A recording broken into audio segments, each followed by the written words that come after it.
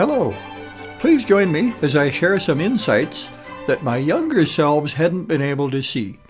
Then you can tell me, is this wisdom or is it the illusion of wisdom? Today, I'll be talking about how my philosophy of social issues shifted as my horizons expanded. In my college days, I was all for socialism. The government would take care of everything. The government would pay for everything. Marvelous! What it hadn't occurred to me to ask was, what now seems like a pretty simple question. Who was going to pay for all that? But hold on a minute. Where do governments get their money? Answer, by extorting it from their citizens in the form of taxes. Now you might think that extorting is too strong a word. And yes, some definitions qualify the definition of extortion by including the word illegal. But if anyone takes my money under threat of force, that sounds like extortion to me, no matter how much it gets prettied up. Declaring an action to be legal does not make it moral. During my lifetime, other examples of immoral but legal actions by governments have included legalized race discrimination in the US, South Africa, and elsewhere, forcibly removing Aboriginal children from their homes and placing them with non-Aboriginal families, placing myriads of restrictive rules and taxes on businesses, and inflicting a host of other major and minor hurts on people. To be fair, many of those came from what that proverbial road to hell is said to be paved with, good intentions. Many of the others, though, came from mixing those good intentions with an assumption of racial superiority, outright greed, pressure from both concerned citizens and vested interests, plus a dash of algebra. Algebra? Really? In algebra, you may have an equation that looks like this. If you perform the same operation on every term in that equation, the equation remains true. For instance, we could multiply everything by 2. In the realm of social interactions, the thinking seems to be that if we apply the same rules to everybody, it doesn't really change things. For example, gas stations in many jurisdictions have experienced a rise in gas and dash incidents where people drive off without paying for their fill-ups. A solution for this is to implement a pay at the pump or pay in advance policy. Here in Alberta, one of Canada's last bastions of free enterprise, our left-leaning government only recently mandated such a policy for all stations.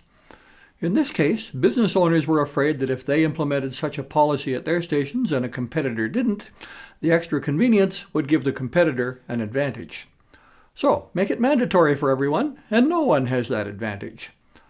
The fact that it's hugely inconvenient for the vast majority of customers who are honest, and that it can be expensive for the business, doesn't seem to enter into this kind of thinking.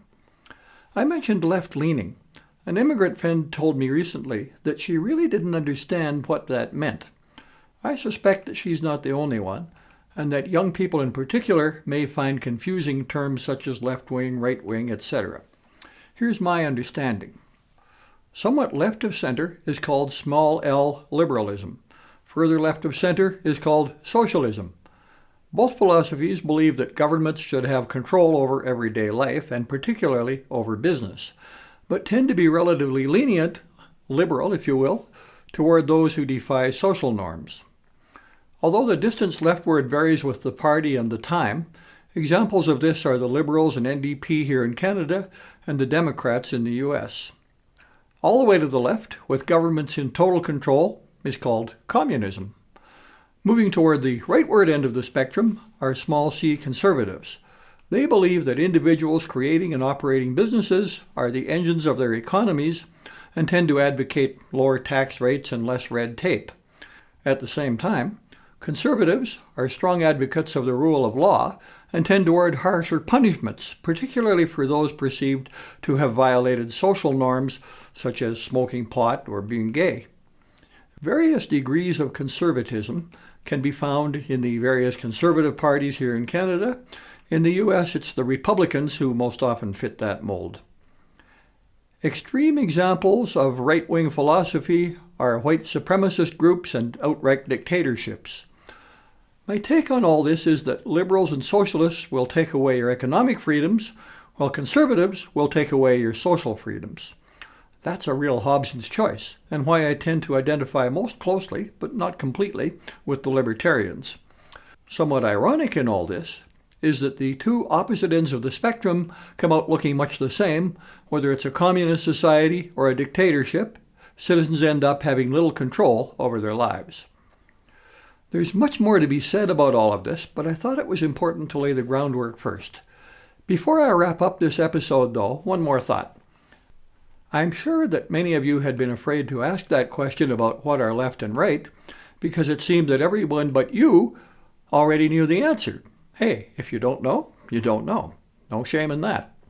I used to teach software development courses at a university. I had a heck of a time convincing the students that there was no such thing as a dumb question. But when I finally did convince them that I meant it, it opened up great discussions and really increased learning. So I encourage you to put your so-called, quote, dumb questions in the comments. Depending on the response, I may create whole episodes to answer such questions and show why they may not be so dumb after all. Let's take a moment and talk about patrons. For as little as $1 per video, you can become a patron and help us keep producing quality videos. What's a patron? One definition is a person who gives financial support to a person, organization, cause, or activity. Well, I think we're a match on all of those. Historically, the work of composers and other artists was made possible through the support of royalty and other wealthy patrons. But you can help support our work even if you're neither royalty nor wealthy. Not that your patronage would be unwelcome if you were one or both of those. Not only can you help us for as little as $1 per video, you can specify a limit on how much you contribute, and you can withdraw your patronage at any time. We offer plenty of rewards and freebies for our patrons. How does it work? For details, check out our Patreon page at patreon.com/vidgigslive. We'd really appreciate it if you would head over there to check out the rewards on offer and sign up to be a patron. And please, tell your friends and colleagues about it too. Thank you. That's all for now. See you next time.